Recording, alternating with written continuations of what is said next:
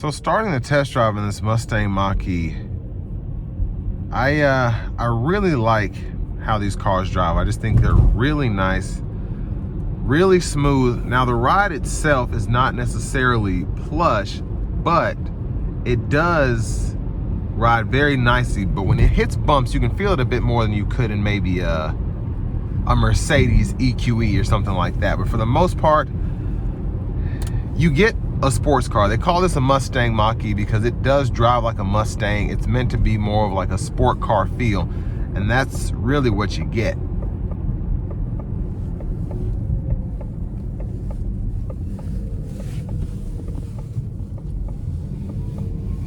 Now, even in the whisper drive mode here, this thing is very swift in how it accelerates. It gets up to speed very nicely, very linear power curve as you're coming from basically 10 to, I want to say, about 55, 60 miles per hour.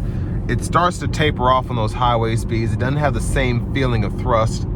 But other than that, I mean, just a very quick car, especially to have this kind of range, to have this kind of just overall usability on a daily basis. I really, really love this car, and that's why I have one.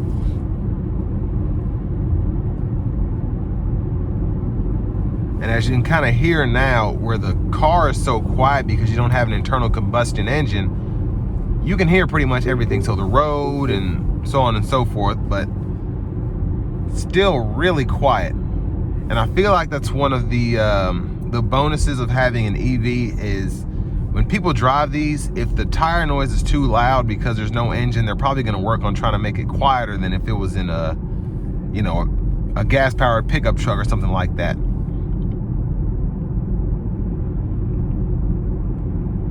I'm gonna put into the engage mode now. As you go through these drive modes, based on where your foot is on the pedal, if you change nothing else, just hit here, you'll feel how much more ready to go the car is. And the propulsion sound I really like. I can't have it on my Mach-E because I have an amp and a subwoofer hooked up, but with the stock system here, it sounds pretty good.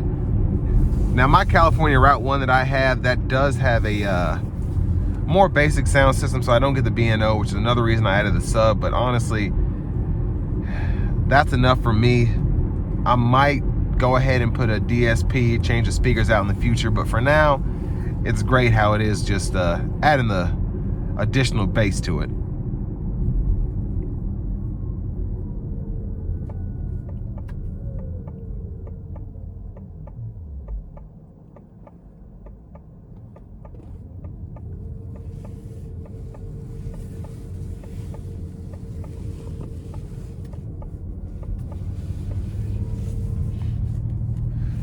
Now with this car being as, I guess, efficient as it is, you only have an 88 kilowatt hour battery, and that's relatively large, but that's a usable part. The battery itself's a bit bigger, but you kind of have that that flex space, if you will, to kind of keep the battery the life as long as you can. But 320 miles in these is really good. City driving is where you'll really get that. When I go on longer trips, if I do the speed limit, just Interstate 65 from here in Franklin to about Bowling Green or something like that, I'm gonna get probably 230 to 260 miles on a full charge before any degradation or anything hits there. But I mean, that's really good for what you get. And you can hook these up to the Tesla supercharger network, so finding a charger for me isn't necessarily an issue because I mostly just drive from here to Cincinnati. But I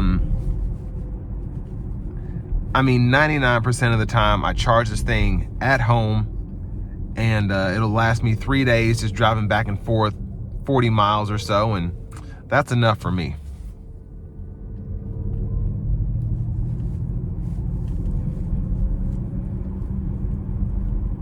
And another thing that's really cool about these cars is they're probably the best looking EV, one of the best at least, out on the road in my opinion. That's why I've had mine so long. That's really what got me to get that one in particular. Because I had a Model 3, I wanted to trade that in because the Mach-E had more space, it looked better. It's just a phenomenal looking car, specifically in red. So that's what caused me to go to this car. The range was good. There was an EV tax credit at the time, but still at this price point, this is a great buy for a vehicle, I think. But we're about to take it on the interstate here in a minute. I'm gonna put it into unbridled, which is basically the top of the line sport mode, and we'll see what she can do.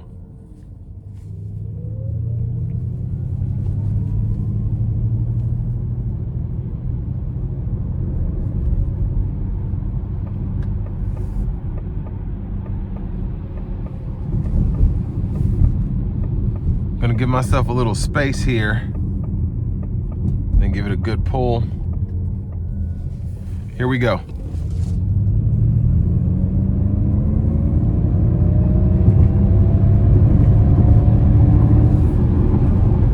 So I mean, just a quick car, just a really quick car.